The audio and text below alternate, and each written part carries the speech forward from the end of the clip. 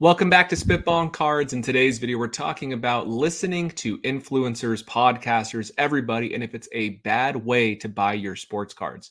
So in this video, it's me, Scott, Phil, Jeff, and Ty. Chris is off this week. Thank you for tuning in. And in this video, we have the question: are influencers giving you bad advice? Should you listen to people like us here who have a podcast talking about cards? Should we persuade you into buying specific sets, years, players, everything, and how to manage understanding what we discuss as like banter versus what we actually buy ourselves? So I want to actually kick this off. Ty, I feel like you've had some experience with this with your day job. So what are your thoughts on listening to sports card collectors who talk about their hobbies on YouTube? My skin is very thick by now. I am accustomed to hearing people accuse me of everything left and right, and most notably my boss, of doing everything under the sun. You know what's funny? There's no shortage of people who get really indignant about investment advice and liability associated with telling people even what you've bought. Like, if you tell people what you've bought, you're pumping and certainly dumping. And if you tell people what you think is an interesting buy, you're manipulating and giving bad advice, and you shouldn't be doing that. And so I've had a lot of people get mad in the comments on behalf of some unnamed other people who might be stupid enough to be influenced into doing whatever I'm talking about. But I've never had anybody actually themselves in my comments, or certainly not like in person, come up and say, you led me wrong and it cost me a bunch of money. So what I've drawn as a conclusion is that there's like these people who get mad that think there's people out there who are easily influenced into doing XYZ, and they're mad on their behalf. But I personally ascribe to ownership, just taking ownership for your own actions. And so when I talk about these things, whether it's on a data dive video or on this podcast or anything else like that, I try to give every disclaimer under the sun to not upset all those people who get really frustrated.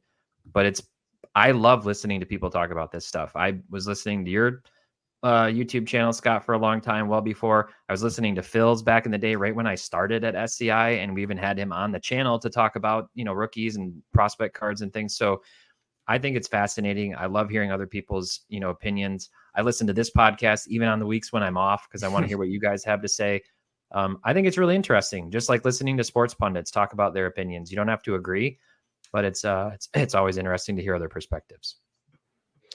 Yeah, I agree. That's a good point that you make, Ty, about the unnamed people being the ones that are harmed, because that seems to be what, yes, it most often is. I think you don't want to be the pump and dump guys, and I know that happened a lot, or there was more focus on that during the boom when everything you bought was immediately going up, and then you could sell it for 2, 3, 4 times. That just was the way that the whole market was. So there was a lot of that going on. Now the market's not really like that, so I don't think there's as much of that going on, and it would seem that would be if a podcaster or influencer would try to do something like that, that would be a one-time thing, right? If one of us went on a rampage about how much you should invest in Keston Hira cards because he's the next big thing and pour all your money into him. Phil did that. Yeah. Well, besides Phil, and me, and then it doesn't work out, then is anybody really going to listen to you again? I don't know. It just seems like it's much ado about not much. So I love talking cards. As Ty said, I love listening to other people talk about cards. There's a lot of things that these guys on the screen know about cards that I don't. So I love listening to their point of view. And will it affect what I purchase? Well, I'll keep it in mind. Like Ty said, you have to have some ownership over your own decisions. But I love to be informed about things in the hobby that I don't know about. So I love watching guys that follow the hobby news, things that are going on, scandals to be aware of, scams to watch out for. I appreciate all of that. And I love collecting super short prints and Topps flagship black cards. So that's what I talk about a lot because that's what I like to collect and know the most about. Whether they're going to go up in value, I don't know. That's not something that I say when I talk about them. But I would rather talk about cards that I'm excited and know something about rather than ones that I don't. So that's where I come in on it. Phil? Yeah, I think Me maybe having a little bit of a finance background, as they say in Atlanta, finance. Maybe not everybody, but some people do. Do they Ty, I'm say sure that? you know some I don't people. say that. Maybe it's Finance. a Charlotte thing. There's one. I do take some responsibility for the types of things I say on my channel and on other people's channels. And what I did in 2019 was I created a series that helped really blow up my channel, which was great. But I had disclaimers all over the damn thing. And I think the biggest thing that people made a mistake with, and this is before the boom in quarter four 2019, or at least before people realized it was a boom. But I was very careful in what I said, and I tried to do my best to separate fact from opinion. I think there's a lot of people out there. Most of these people are gone, but certain people would say things as fact, misrepresenting opinions, their own opinions as fact. And the biggest thing that they screwed up on, and I'll get into some other things that are sort of like extra credit if you are giving away suggestions on your channel or whatever for players that are hot or cards that you should consider. The biggest thing that people didn't do is provide some degree of transparency. So disclosing what you own of this player. If you're pumping a specific card or talking about a specific card, do you own that card? Did you buy it recently? What's your holding period for that card? On top of that, it would be very helpful to tell people about the risks. Okay, this is why I have a thesis for this specific player. These are all the ways that this could go wrong, though. Josh Young looks like he could be the next Austin Riley, but he's a little bit older and he's injury prone. Stuff like that, I think, can be really helpful. So in 2019, when I told people about how good Carter Keyboom was or how good Jack Flaherty was, hey, he's making a comeback, or how good Walker Buehler was. You said Luis Ariz, Phil. It's paying off 2024. Hey, yeah, just hold it for 5 years, even though I said the holding period was like 6 to 9 months or whatever. But I think it goes a long way if people know you're transparent, people know how much you own, people understand the risks they're getting into. And at the end of the day, I stopped making that series after about 5 episodes because I realized that a lot of people just want the easy answer. They're not there to actually learn anything. They're not there to actually change the process or their methodology for how they appraise cards. And it could go for any industry, right? Cards aren't regulated. So that's why people are allowed to do the things that they do without having all these disclaimers like, please do your own due diligence.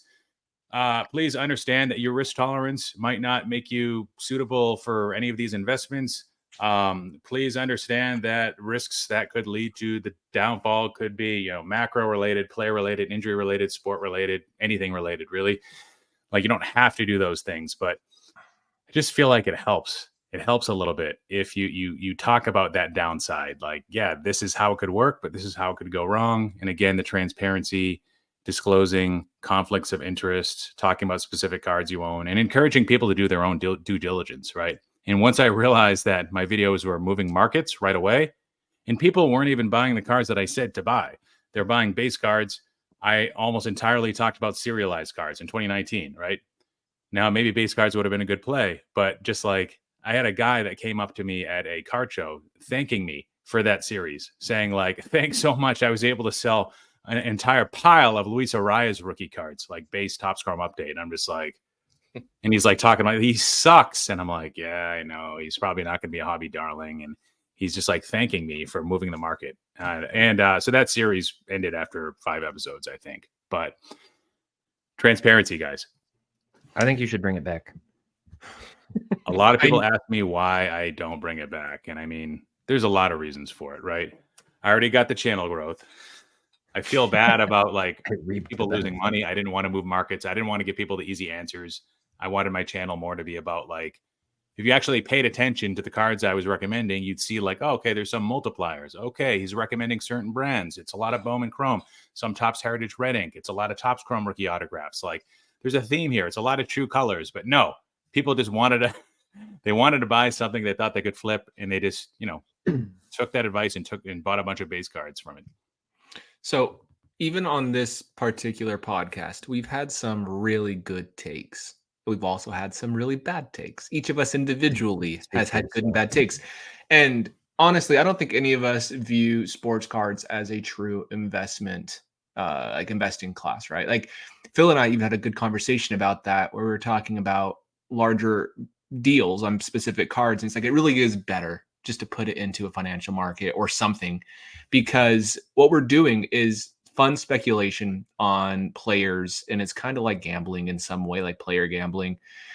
And you just need to be aware, like everything we say, a lot of the time, we aren't entire experts on. We can know a lot about something without knowing everything on something. And just because we have a podcast doesn't mean that we're smarter than everybody. So I think that's important. And that goes across everything, right? Even like Jeff Wilson, Ty, sports card investor. He is the sports card investor. I don't think Jeff would even say that he knows more than the average person. Maybe he does because it's his day job. I don't know. But my point is, though, enjoy the content, but don't take it too serious.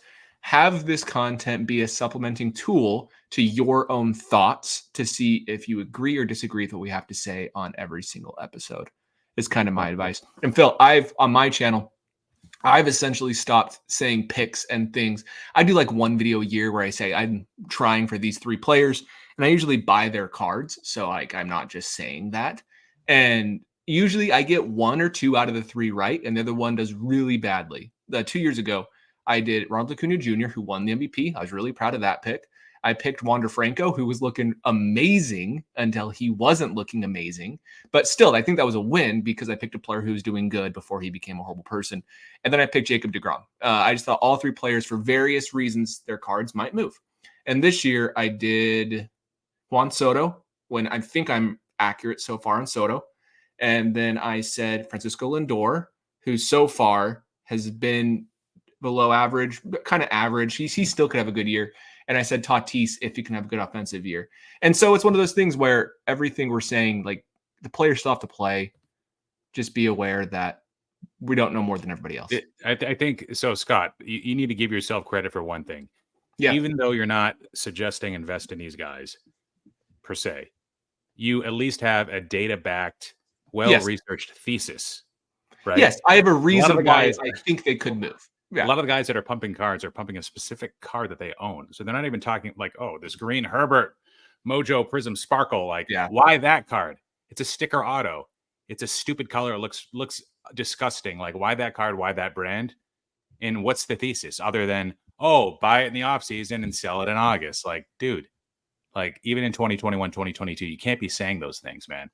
Yeah, I agree with that, Phil. And there are times, though, I do give my actual advice. And like 2 episodes ago, we talked about like which long-term cards are the best long-term cards, like the Black Parallel, the Black Chrome from Heritage. Like I do believe that. I could be wrong. I think we all agreed. And it doesn't mean we're going to be 100% right. But if you can hit 60, 70% of the time on those, then that's great. But there are times I do give my actual opinion. There's also times I just say, what about that Austin Riley? He's having a pretty good career. Huh? And then like, that doesn't mean I like him or own any of his cards. So it's just kind of a fine line we have to balance. I think there's, I go back to that like personal accountability, personal ownership piece. Now there's new people. The ones who are most easily, let's say, preyed upon or taken advantage of or talked into doing something are people who are new. It's almost like there's no way around it. And I'd rather spend my time just creating, hopefully, what is engaging, informational, educational content around my thought process, like what you're describing, Phil, and how Scott approaches his videos. And I think a lot of times how we talk about things on this podcast, rather than attacking the people who are, maybe they are actually pumping, like those people will never not be there. They'll always be there. So I'd rather just talk about, an actual approach to the hobby. Scott, you're right. I mean, cards are not let's say, a traditional investment vehicle. There's a lot of semantics that I think people get really hung up on in terms of the word investment. I agree. We need a word to describe holding a card long-term with the anticipation that it will go up in value. And even though, or at least not go down. Even if, I mean, some store of value, right? So there's no dividends, there's no regulation, et cetera, et cetera. All the different, it's not completely, there's a lot of friction in sports cards. So I can't just go on one day and instantly sell at a spot price and, move on from a card. Like a lot of those things aren't possible. So people go, well, that's not an investment because of that. But The word investment gets used in high-end fine art. The word investment gets used in all kinds of other things. They call them alternative investments. And I think it's okay. I think it's okay to do that. I personally kind of chuckle when people get really mad about, this is a hobby, this is for collectors, whatever. You're paying money for a piece of cardboard with men on it. And the reason you're doing it is because other people think it's worth something too. So there's always a financial aspect to it, a financial half to it. We did similar to what Phil was talking about with a 5-part short-lived series. When Jeff first launched Market Movers, one of the offerings to members, I think we did this for about 8-10 months, maybe something like that, was a card pick of the week. And there were usually 4 or 5 of us every week who wrote up somebody who we were buying or looking at buying in this like basically little editorial thing that went out to subscribers to Market Movers. I will tell you, it was actually internally explicitly against the rules for any of us to write up under penalty of being fired from the company to do a write-up and then to sell any of those players within, I think it was 3 or 4 months of having written the particular write-up. So Jeff would say to us, if you're planning on moving Wander Franco cards or whatever, and this is what you're going to do not say that you're buying this or that just don't talk about it. Because we're trying to have some integrity around that. It was explicitly stated in the write-ups that we were trying to do it as an educational thing. Here's my thought process. Here's how I'm using Market Movers as a tool. Like literally, this is how I'm using Market Movers to look at trends, to make a decision that this guy's down, plus his stats and other things. And he's an interesting, player to buy. And a lot of people really liked those articles. But like what Phil said, we realized all of a sudden cards would be moving. And people were telling us, we're buying these cards. And there were a lot of accusations against Jeff and SCI for pump and dump, just broadly speaking. And then one, especially around the card pick of the week. And even though we had fun doing it, even though our members really liked the articles, we stopped doing it because it was like, we're not trying to manipulate the market. We're not trying to move the market and do things, unethically. Optically, this looks really bad. And we completely stopped doing it. So yeah, you have to be careful. But personally, I would actually enjoy reading that type of content every week. I would like reading somebody doing that and going through their thought process, not just saying, yo, man, buy this guy because he's so good. Check out this card that actually sucks. But like reading somebody's, really insightful stuff. So there's a lot of ethics around it that I think we have to be careful of. But I also wish people could just take it at face value and enjoy the content. Content's funny too, because so if you don't know how people who make YouTube videos actually get paid outside of sponsorships, they're pretty self-explanatory. You have ComC sponsor you, or you have PWCC to talk about them for an ad read. We haven't done any ad reads yet. And if we ever do, we'll be very selective to make sure it's actually a brand we care about. Even on my own personal channel, there's a lot of people that have offered to sponsor me, and I don't want to recommend something I don't like, right? And the reason I'm bringing this up is because we get paid through something called Google AdSense.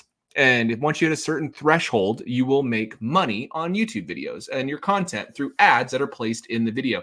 You're going to have probably 3 to 4 ads, depending on how long this video is right now. And we get paid on a specific percentage from the advertisers who see our demographic and audience. Oh, it's a bunch of older, middle-aged. No, that's not fair. You're not middle-aged. You're all awesome. But like 25 to 50-year-old guys, 95% men, and then they bid on our content. We split that revenue with Google. And the whole reason I'm bringing this up and explaining it is because basically the more content we produce, the more money we make. And that's why these people who make just ridiculous videos make their ridiculous videos, is because they want to make more money. And so they're incentivized to make garbage content. And so that's us. We try to make great content where we do 2 videos. If we have 3 topics, we'll do 3 videos a week, but we try to make it worth your while. And yes, each of us might make literally $100 a month off of Google AdSense, which is not worth our time, right? In regards to actual just monetization. But a lot of people, they will try to sell you on their picks program where you'll pay them to give picks, and you'll pay them to do this and this. And that's where you need to be careful, because where there's a way to make money, people will take advantage of you. I think we all feel like we try to do a good job of not giving bad advice. Sometimes our opinions are just wrong, but we try not to lead you astray. So yeah, I just wanted to comment one point about what Phil had to say about transparency that I think is important as having your own podcast or being able to talk to other people in the hobby.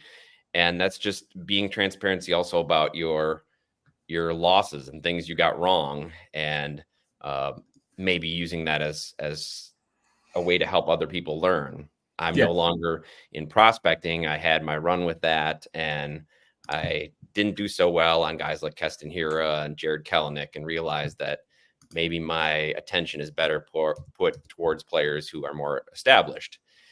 And Chris and I also, we had a thought before last season. We were gonna invest some money in a guy like Gavin Lux, who had the starting shortstop job locked down, great lineup. And then right after we bought several of his cards, he got hurt in spring training, missed most of the year. Well, his value is mostly evaporated. So yeah, I think it also helps in being transparent, talking about what you did wrong, what you would do if you could do it over again, how it affects how you make decisions going forward, and whether or not people choose to take that advice. I know there's people that are really good at prospecting, and that's just not me. So I just wanted to piggyback on what Phil said about transparency. I've made several videos showing like doing like a 3 months later, 6 months later after I've talked about players of interest, you know, that going into a season or that type of thing, and been pretty transparent about, you know, I missed the mark. Last year I did an NBA video and I was like, man, I went 0 for 6. This was bad, you know. But that's why you make the disclaimers, and that's why you know, try to share those things. So we've all whiffed on stuff. Ty, in order for you to be completely transparent about that and do this like above board, you've got to actually use an independent pricing tool from maybe one you're associated with in order to validate. I'm just kidding.